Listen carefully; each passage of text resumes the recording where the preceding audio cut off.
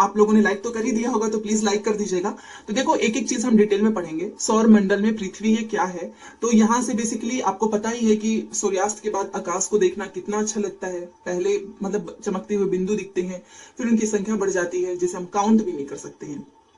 कुछ उसमें आपको चमकीले दिखाई देंगे, कुछ धुंधले होंगे, और कुछ तो ऐसे लगेंगे जैसे मानो आकाश में डायमंड लगा हो। ठीक है, इतने ज्यादा वो हमें टिमटिमाते हुए दिखाई देते हैं।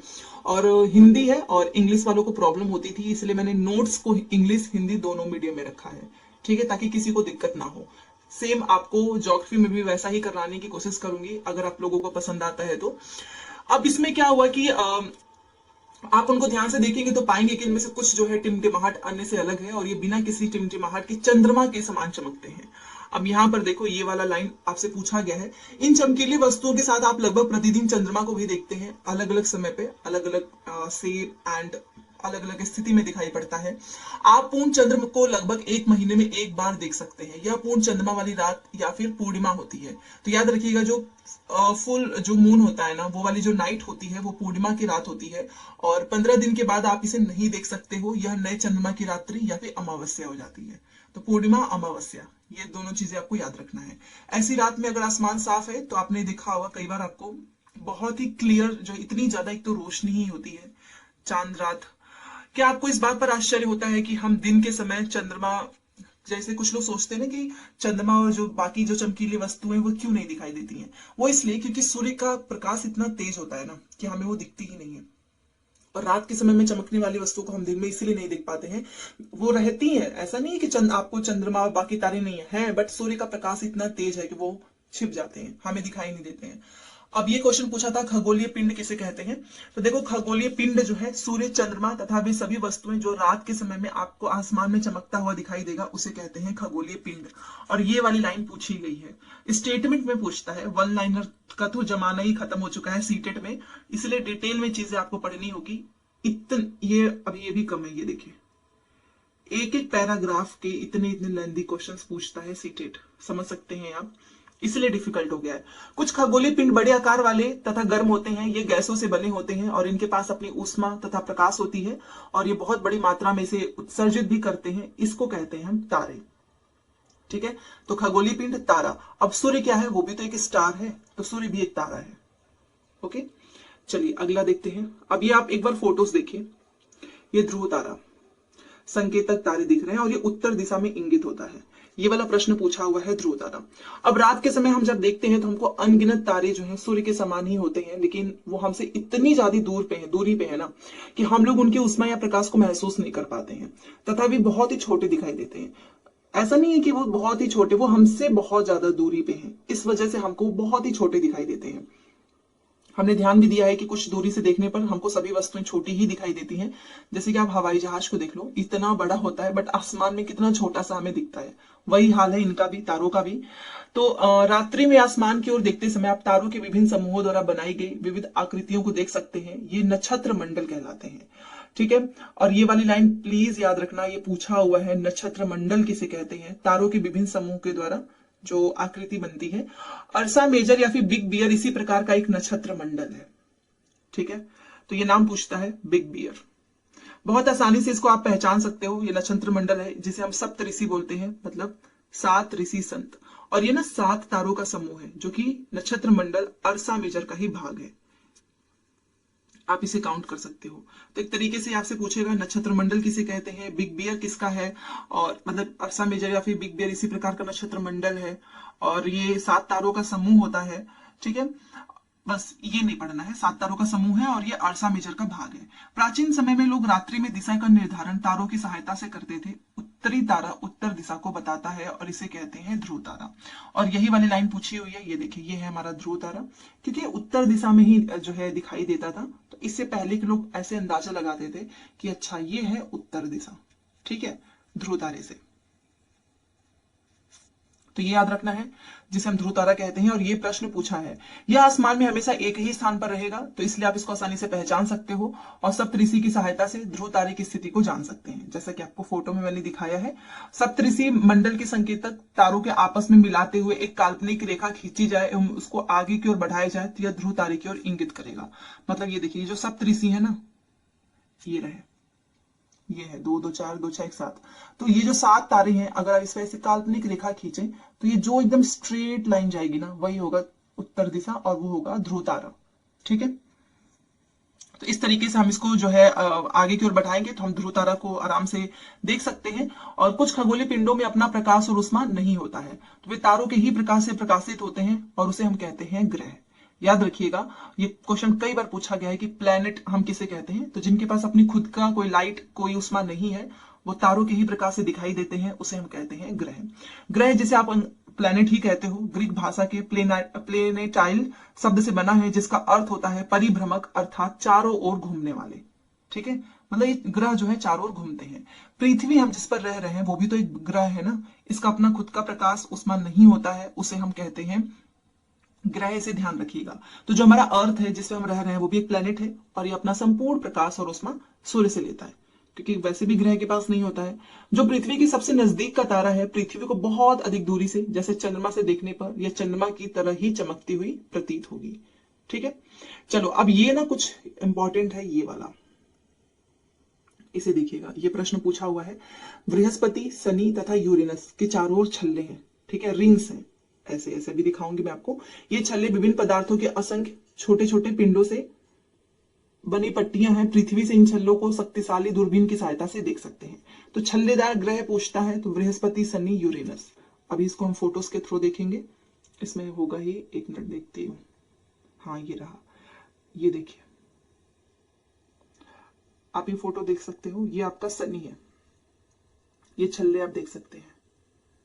ठीक है, चलो ये थोड़ा सा इसमें उल्टा लिखा हुआ है, अभी मैं आपको अच्छे से इसको बताती हूँ। देखिए, जैसे कि एम, यहां पे वैसे इतना डिटेल नहीं पूछेगा बट फिर भी बताती हूँ, MVEM जसून, ये मैं आपको ट्रिक बता रही हूं ताकि आपको याद रहे। आपको पता है बुध होता है पहले, मरकरी, फिर वीनस, अर्थ, फिर आपका Mars, Jupiter, Saturn, Uranus, Neptune. ठीक है, तो ये आपको क्रोनोलॉजी में याद रखने का तरीका है इंग्लिश में। हिंदी में मरकरी को बुध, ठीक है, और उसकी वजह से आपका वीनस आ गया, अर्थ हो गया, फिर आपका ये आपका मार्स, मंगल हो गया, जुपिटर आपका बृहस्पति हो गया, शनि आपका जो है सैटर्न आपका शनि हो गया, यूरेनस, नेपच्यून, अरुण, वरुण। तो ये इस तरीके से आप हिंदी इंग्लिश में याद रख सकते हो, क्रोनोलॉजी में लगाने के लिए आता है। तो MVEM जसून, इससे आपको पूरे जो है प्लेनेट कभी भूलेगा नहीं। ठीक है, तो इसको ध्यान रखिएगा।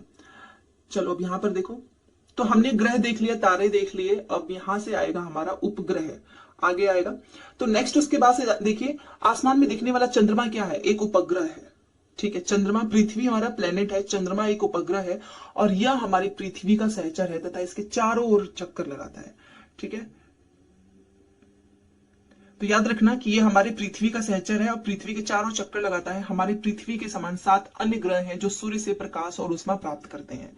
ठीक है, पृथ्वी के ही जैसे और भी है ग्रह जो कि जिनके पास अपना प्रकाश नहीं है, अपनी उष्मा नहीं है, तो वो सूर्य से प्राप्त करते हैं।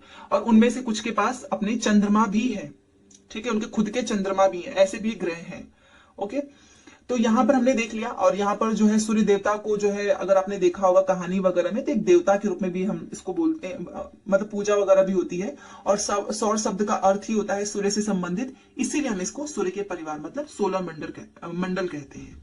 ठीक है, अब सौर मंडल देखो, अभी मैंने आपको ग्रह वगैरह सब कुछ जो है बताया था। अब यहाँ पर देखिए सौर मंडल, सूर्य जो है 8 ग्रह, उपग्रह तथा कुछ अन्य खगोलीय पिंड जैसे क्षुद्र ग्रह एवं उल्का पिंड मिलकर सौर मंडल का निर्माण करते हैं।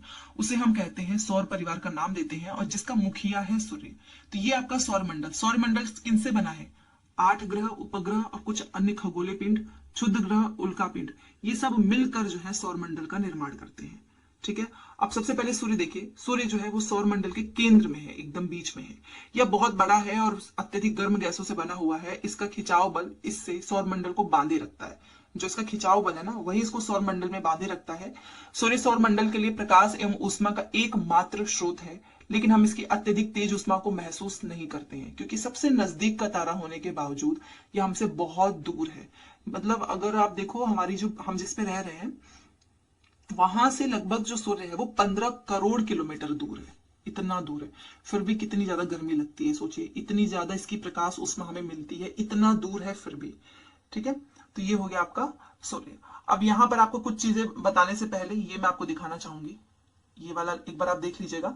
ऐसे बहुत से शब्द हैं जिसका उपयोग हम एक भाषा में करते हैं, अक्सर वे दूसरी भाषाओं के लिए से लिए गए शब्द हो सकते हैं। जैसे कि ज्योग्राफी अंग्रेजी शब्द है, ग्रीक भाषा से लिया गया है। ज्योग्राफी मतलब जिसे हम भूगोल कहते हैं, पृथ्वी का विवरण, यह दो ग्रीक शब्दों से मिला है। जी का अर्थ है पृथ्वी और ग्राफिया का अर्थ है लिखना। तो जैसे कि अगर आप यहाँ पर देखो, ये देखो यहाँ पे इन्होंने पूरा डिटेल में लिखा हुआ है। जियोलॉजिया पृथ्वी का अध्ययन होता है, मैट्री पृथ्वी का मापन होता है, आइज पृथ्वी के आकार के अनुरूप। ये पूछेगा नहीं, बट मैंने आपको यहाँ पर लिखा है तो बताना तो जरूरी है।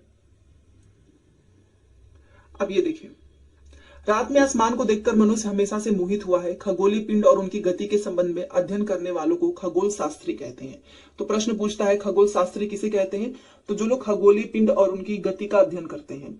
आर्यभट्ट जो है वो आर्यभट्ट जो है प्राचीन भारत के प्रसिद्ध खगोल शास्त्री थे। उन्होंने कहा था कि सभी ग्रह तथा चंद्रमा परावर्तित सूर्य प्रकाश के कारण चमकते हैं। तो ये भी ध्यान रखिएगा, ये जो हमारे खगोल शास्त्री हैं आर्यभट्ट ने कहा है कि ग्रह तथा चंद्रमा परावर्तित सूर्य प्रकाश के कारण चमकते हैं। आज विश्व के सभी भागों में खगोलविद ब्रह्मांड के रहस्यों को खोजने में लगा हुआ है। तो सबसे अगर पूछा जाए आपसे कि भारत के कौन है प्रसिद्ध खगोल शास्त्री, तो वो है आर्यभट्ट। ठीक है, अब देखिए यहाँ पर एक और ट्रिक है, आप इस भी ट्रिक से याद रख सकते हैं। जो प्लेनेट है, ग्रह, हमारे सौर मंडल में 8 ग्रह हैं। सबसे पहले तो याद रख लो, बहुत सारे लोगों को ना हमारे प्लेनेट के नाम ही नहीं याद है, अपने ग्रह के तो नाम याद रख लो। और सूर्य से दूरी के अनुसार वे हैं जो मैं आपको इंग्लिश में बता रही थी। MVEM जसून, M से आपका मरकरी बुध हो गया, वीनस शुक्र हो गया, E से अर्थ हो गया, M से मार्स मंगल हो गया, जुपिटर बृहस्पति हो गया, सैटर्न शनि हो गया, यूरेनस एंड आपका नेपच्यून। तो ये 8 ग्रह हैं। सूर्य से उनकी दूरी के अनुसार अंग्रेजों में ग्रहों के नाम याद रखने का आसान तरीका भी है। एक ये भी ट्रिक है, my very efficient mother just served us nuts. तो आप ये भी याद रख सकते हो, या निमोनिक्स बना के याद कर लो, MVEM जसून। तो बस याद रख लेना इन 8 ग्रहों के नाम। अब सौर मंडल के जो है सभी 8 ग्रह एक निश्चित पथ पर सूर्य का चक्कर लगाते हैं। तो ये आपको याद रखना है, ये दीर्घवृत्ताकार में फैले हुए हैं। ये पूछता है किसमें? दीर्घवृत्ताकार में, और ये कहलाते हैं कक्षा। बुध जो है वो सूर्य के सबसे नजदीक है। ये प्रश्न पूछा हुआ है, सूर्य के सबसे नजदीक कौन सा ग्रह है? तो बुध है। और अपनी कक्षा में सूर्य के चारों ओर एक चक्कर लगाने में इसको 88 डेज लग जाते हैं, इतना पास है फिर भी। शुक्र को जो है पृथ्वी का जुड़वा ग्रह मानते हैं, और ये लाइन पता नहीं कितनी बार पूछी है कि पृथ्वी का जुड़वा ग्रह कौन सा है, तो वो है शुक्र। क्यों? क्योंकि इसका आकार आकृति सब पृथ्वी के समान है, इसी वजह से। ठीक है, आपको पता है कि पहले हम लोग प्लूटो को एक ग्रह मानते थे, बट अब ये ग्रह नहीं बचा है, अब इसको हम बौना ग्रह भी कहते हैं। ठीक है, अगस्त 2006 में ही डिसीजन लिया गया था कि तो फिर प्लूटो जो है बौने ग्रह इसको कहे जा सकते हैं। ये वैसे पूछता नहीं है, बट ध्यान रखिएगा, क्योंकि बहुत सारे लोग बोलते हैं कि प्लूटो भी तो एक ग्रह है। नहीं भाई, अब वो बौना ग्रह है, ड्वार्फ प्लेनेट है। ठीक है, चलो अब ये जो आपको ये बॉक्स में दिख रहा है, ये वाली लाइन पूछी हुई है कि सूर्य की जो प्रकाश है वो पृथ्वी तक पहुंचने में कितना समय लगता है? तो 8 मिनट। बस इतना ध्यान रखिए ना, 8 मिनट में सूर्य का जो प्रकाश है वो पृथ्वी पर पहुंचता है। ओके, अब हमने देख लिया कि 8 ग्रह के बारे में, सूर्य के बारे में। अब हम अपने पृथ्वी के बारे में पढ़ते हैं। देखो, सूर्य से दूरी के हिसाब से जो पृथ्वी है वो तीसरा ग्रह है, याद रखिएगा। वो जो मैं आपको ट्रिक बताई थी, MVEM, तो ई से आपका अर्थ। तो अगर आप सूर्य से दूरी के हिसाब से देखेंगे तो पृथ्वी कितने नंबर पे है? तीसरे नंबर पे है। बट ये याद रखना है कि आकार में यह 5वां सबसे बड़ा ग्रह है, और यहीं पर लोग कंफ्यूज होते हैं, इसलिए एग्जाम पूछा गया है। अगर आपसे दूरी के हिसाब से पूछेगा तो दिमाग में रखना कि दूरी के हिसाब से सबसे पहले तो मरकरी है, वीनस है, दूरी के हिसाब से तो हमारी पृथ्वी हो गई तीसरी। बट अगर से मतलब आकार में पूछेगा तो यह 5वां सबसे बड़ा ग्रह है, 5वां है। ध्रुव पर चपटी हुई है, और यही कारण है कि इसके आकार को हम जियोइड कहते हैं इंग्लिश में, और हिंदी में हम कहते हैं भूआब। भूआब का अर्थ होता है पृथ्वी के समान आकार। तो पृथ्वी का शेप कैसा है? जियोइड है, ZEOID, जिसे हम बोलते हैं भूआब। ठीक है, अब हम आपको पता है कि हम यहाँ पृथ्वी पे क्यों हैं? क्योंकि यहीं पर तो हमको ऐसी परिस्थितियां मिल रही है ना कि हम आराम से रह सकते हैं, ना तो ज्यादा गर्म है ना ही ज्यादा ठंडा है। यहाँ पर पानी भी है, एयर भी है, जो भी हमारे लाइफ के लिए जरूरी है वो सब कुछ अर्थ पे मौजूद है, जैसे कि ऑक्सीजन भी है। इसी कारण से पृथ्वी जो है ना एक यूनिक प्लेनेट है, सौर मंडल का सबसे अद्भुत ग्रह है। बाकी आप क्या मंगल पे, बाकी जो और हैं ग्रह है, जुपिटर हो गया आपका, सैटर्न, वहां पे हम क्यों नहीं रह सकते? कि वहां पर हमारे जीवन के लिए अनुकूल परिस्थितियां नहीं है। पृथ्वी पर है, इस वजह से हम यहाँ पर आराम से रह सकते हैं। ठीक है। अंतरिक्ष से देखने पर आपको पृथ्वी नीला दिखाई देगा, क्योंकि इसके 2/3 सतह पानी से ढका हुआ है, और इसीलिए हम इसको कहते हैं ब्लू प्लेनेट। ठीक है। तो ये भी क्वेश्चन पूछा गया है कि ब्लू प्लेनेट हम इसे क्यों कहते हैं? क्योंकि 2/3 जो है सतह वो पानी से ढका हुआ है। अभी आप देख सकते हो अंतरिक्ष से लिया गया है ये चंद्रमा का चित्र। ठीक है। अब चंद्रमा के बारे में पढ़ते हैं। ये चंद्रमा इस तरीके से दिखता है, अभी हम देखेंगे इसके बारे में। हमारी पृथ्वी के पास केवल एक ही उपग्रह है, और वो है चंद्रमा। याद रखना, पृथ्वी का केवल एकमात्र उपग्रह है चंद्रमा। इसका व्यास जो है वो पृथ्वी के व्यास का केवल 1/4 है, और यह इतना बड़ा इसलिए हमें लगता है बिकॉज ना ये बाकी के जो ग्रह हैं उनके कंपेयर में देखा जाए तो ये थोड़ा सा नजदीक है। इसी वजह से हमको जो है, आपने देखा होगा कि चंद्रमा, तारे इतने छोटे छोटे दिखते हैं और मून थोड़ा सा बड़ा दिखता है, जस्ट बिकॉज ऑफ कि हमारे ग्रह से अन्य खगोलीय पिंडों की अपेक्षा नजदीक है। ठीक है। आप यहाँ पर देख सकते हो कि हमसे ये 3,84,400 किलोमीटर दूर है। अब आप पृथ्वी से सूर्य और चंद्रमा की दूरियों की तुलना कर सकते हो। चलो, तो यह फोटो देख सकते हैं। बाकी यहाँ पर हमने चंद्रमा के बारे में पढ़ा। अब उपग्रह क्या होते हैं? तो ये खगोलीय पिंड है जो कि ग्रहों के चारों ओर उसी प्रकार चक्कर लगाता है जिस प्रकार ग्रह, देखो ये बीच में हमारा सूर्य है, कलर चेंज कर देती हूं, ये रहा। ठीक है। अब सूर्य के चारों ओर कौन चक्कर लगाते हैं? प्लेनेट। आपने देखा, अभी हमने देखा था, ये ग्रह है। तो उसी तरीके से ना उपग्रह भी एक खगोलीय पिंड है, जो कि ये जो ग्रह है ना, ये प्लेनेट, इनके चारों ओर चक्कर लगाता है, उसे हम कहते हैं उपग्रह। तो इस चीज का डिफरेंस याद रखना। तो वही यहां पर लिखा हुआ है कि जो उपग्रह है वो एक खगोलीय पिंड है जो कि ग्रहों के चारों ओर उसी प्रकार चक्कर लगाता है जिस प्रकार जो ग्रह है वो सूर्य के चारों ओर चक्कर लगाते हैं। मानव निर्मित उपग्रह एक कृत्रिम पिंड है, और यह वैज्ञानिकों के द्वारा बनाया गया है, जिसका उपयोग हम यूनिवर्स के बारे में जानने के लिए, जानकारी, साथ में पृथ्वी पर संचार माध्यम के लिए करते हैं। ठीक है। और ये याद रखिएगा, ये वाली लाइन जो मैंने हाईलाइट की है, पूछा हुआ है कि अंतरिक्ष में उपस्थित कुछ भारतीय उपग्रह, उनका नाम बताओ। तो इनसेट, IRS और एडुसेट, ये बहुत इंपॉर्टेंट है क्योंकि ये अंतरिक्ष में उपस्थित कुछ हमारे भारतीय उपग्रह हैं, जिसका नाम है इनसेट, IRS एंड एडुसेट। ठीक है। आप देख सकते हो कि पहला ही चैप्टर में आपको इतनी सारी इंफॉर्मेशन मिल रही है।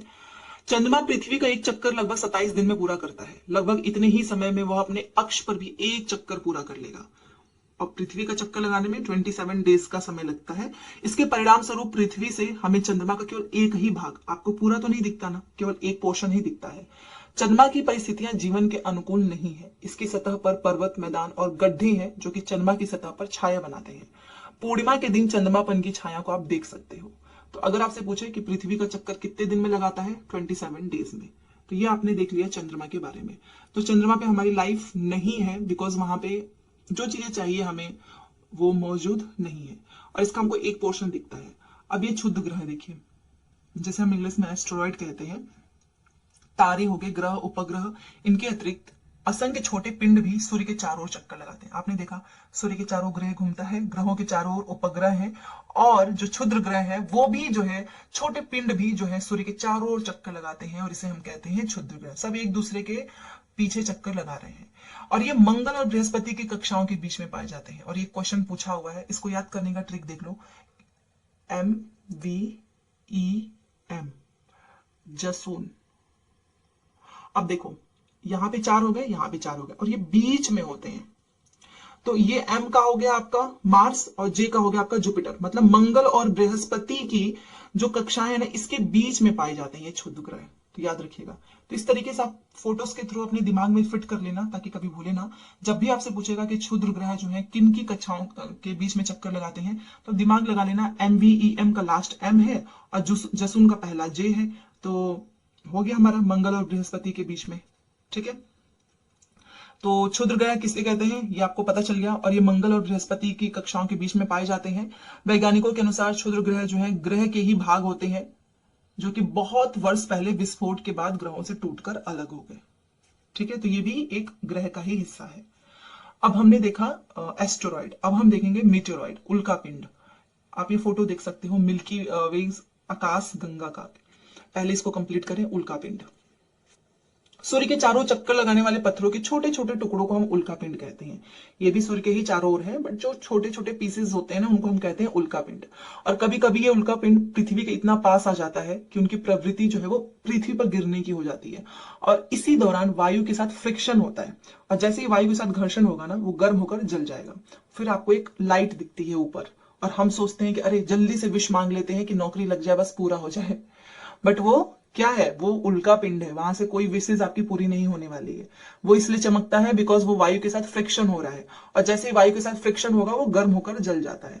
ठीक है, तो अब जब भी कोई विश मांगे तो बोल देना भाई ये उल्का पिंड है, जो कि पृथ्वी के बहुत नजदीक आ गया था और इसलिए नीचे गिर रहा है, और लाइट इसलिए जल रही है बिकॉज फ्रिक्शन हो रहा है और गर्म होकर जल जा रहा है। ठीक है, तो चमकदार जो है आपको एक लाइट दिखने को मिलता है, और कभी कभी उल्का पूरी तरह आपने देखा होगा नहीं जल पाता है और पृथ्वी पर गिर जाता है।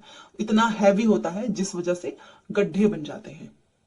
ठीक है, ये फोटो मैंने आपको बताया था, ये आपका क्षुद्र ग्रह का है, एस्टेरॉयड, जो कि जो आपका मंगल और बृहस्पति उसकी कक्षाओं के बीच में है।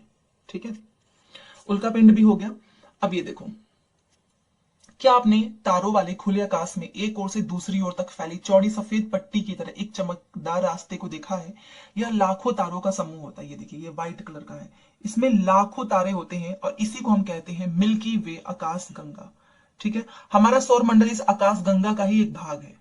जो हमारा सौर मंडल है ना, वो इसी का एक भाग है। प्राचीन भारत में इसकी कल्पना आकाश में प्रकाश की एक बहती नदी से की जाती थी, और इस प्रकार इसका नाम पड़ गया आकाश गंगा। इस आकाश गंगा में आपको करोड़ों तारे, बादल, गैसेस की एक प्रणाली है, और इसी प्रकार की जो लाखों आकाश गंगाएं हैं वो मिलकर किसका निर्माण करती हैं? ब्रह्मांड का। ठीक है ना, लाखों आकाश गंगाएं मिलकर ब्रह्मांड का निर्माण करती हैं। ब्रह्मांड की विशालता की कल्पना करना अत्यधिक कठिन है। वैज्ञानिक अभी भी इसके बारे में जो है जानकारी एकत्र करने में जुटे हुए हैं, और इसके संबंध में हमें अब कोई जानकारी नहीं है, लेकिन फिर भी हम जानते हैं कि हम सभी इसी ब्रह्मांड का हिस्सा हैं। ठीक है, अभी भी साइंटिस्ट लगे हुए हैं इसकी खोज करने में। तो आज की आपको क्लास कैसी लगी? आज की जो क्लासेस थी ना, देखो ज्योग्राफी एक आसान सा सब्जेक्ट मुझे पर्सनली लगता है हिस्ट्री के कंपेयर में, क्योंकि हिस्ट्री में ना क्या है कि एक तो इतने ईयर्स याद करने पड़ते हैं, समझने वाला नहीं होता है, रट्टा लगाने वाला होता है। और ज्योग्राफी मुझे इसलिए इंटरेस्टिंग लगता है क्योंकि हम अपने आसपास की चीजों को देखना, एक होता है ना कि मन करता है कि अच्छा ये चीजें कैसी होती हैं, इंटरेस्टिंग लगता है, समझने वाला है। तो 6, 7, 8 का आपका ज्योग्राफी बहुत जल्दी कंप्लीट हो जाएगा। और हिस्ट्री के नोट्स चाहिए होगा तो शाम को मैसेज करना, शाम को मिलेगा। बाकी अगर आपको पसंद आएगी हिस्ट्री की तो फिर हम ज्योग्राफी का भी आपको प्रोवाइड कराएंगे। तो आपने पढ़ लिया, हमने आज पढ़ा है पृथ्वी, सौरमंडल, आकाश गंगा एंड ब्रह्मांड। चलो भाई, अब क्वेश्चन आंसर आप मुझे करके बताओ, क्योंकि बहुत ही आसान है। आप मुझे बताइए, ग्रह किसे कहते हैं और तारे किसे कहते हैं? बताओ। ग्रह का अपना कोई प्रकाश उष्मा नहीं होता है, ये आपको पता है। ये सूर्य भी एक तारा है। सौरमंडल से सबसे पहले मैंने आपको बताया सौरमंडल किसे कहते हैं। सूर्य से उनकी दूरी के अनुसार सभी ग्रहों के नाम लिखो, वही MVEM, जैसून, जैसे कि mercury, Venus, earth, Mars, Jupiter, Saturn and Arun and Varun.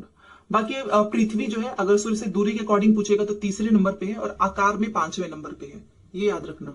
हम इसको अद्भुत ग्रह क्यों कहते हैं? क्योंकि ये हमको एक तो नीला दिखाई देता है, ये मत लगा देना। इसको इसलिए कहते हैं क्योंकि यहाँ पर हमारे जीवन के अनुकूल सारी परिस्थितियां हैं, हम आराम से यहाँ पे रह सकते हैं। और हम हमेशा चंद्रमा के एक ही भाग को क्यों देख पाते हैं, और ब्रह्मांड क्या है? इनके आंसर आप मुझे बताओगे। 2 क्वेश्चंस। चलो अब ये देखते हैं, किस ग्रह को पृथ्वी का जुड़वा ग्रह कहते हैं? शुक्र को। विनस को, बिकॉज ये आकार एंड आकृति दोनों में इसके सेम, इसी के जैसा है, पृथ्वी के जैसा है। सूर्य से तीसरा सबसे नजदीक ग्रह है पृथ्वी। सबसे नजदीक तो बुध है, बट तीसरे नंबर पे हमारा पृथ्वी है। शुक्र तो इसका जुड़वा ग्रह है। अब ये क्वेश्चन देखो, ये वाला क्वेश्चन पूछा हुआ है, ये एनसीईआरटी के क्वेश्चन आंसर आपको करने हैं। सभी ग्रह सूर्य के चारों ओर किस प्रकार के पथ पर चक्कर लगाते हैं? दीर्घवृत्ताकार। दीर्घवृत्ताकार याद रखिएगा। ध्रुव तारे से किस दिशा का ज्ञान होता है? उत्तर दिशा का ज्ञान होता है। क्षुद्र ग्रह जो है किन कक्षाओं के बीच में पाए जाते हैं? मैंने आपको ट्रिक बताई थी ना, MVEM का M ले लो और जसून का J ले लो, तो M से हो गया मंगल और जसून J से हो गया जुपिटर, बृहस्पति। इसके बीच में है आपका एस्टेरॉयड, क्षुद्र ग्रह। ठीक है, और ये आप कर सकते हो कि सूर्य के सबसे करीब, पृथ्वी के सबसे करीब कौन सा है। सूर्य से तीसरा सबसे नजदीक ग्रह अभी हमने देखा पृथ्वी ही है। और ग्रहों के पास अपनी क्या नहीं होती है बताइए, उष्मा और प्रकाश हमने देखा नहीं होता है। तारों की एक बहुत बड़ी प्रणाली को हम आकाश गंगा कहते हैं, का एक समूह जो विभिन्न प्रतिरूपों का निर्माण कहते हैं। इसका आपको आंसर देना है पहला। तो ये वाला चैप्टर काफी इंटरेस्टिंग है और बस इतना ही था इसमें।